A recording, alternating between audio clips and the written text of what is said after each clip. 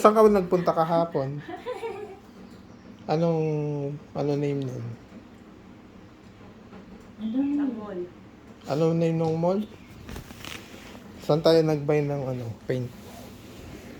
Di ba kahapon yan? Lord. Ano name ng mall? Letter N yun, di ba? Letter N. City, di ba? Northern City. Ano name ng mall?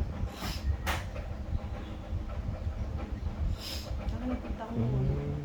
Ano name ng store? Alam mo? Di ba Popular? Popular. Oh, Popular. Popular is inside the North Point City Mall. Di ba? Popular inside the North Point City. Mukha kang mali. Payat ka kasi.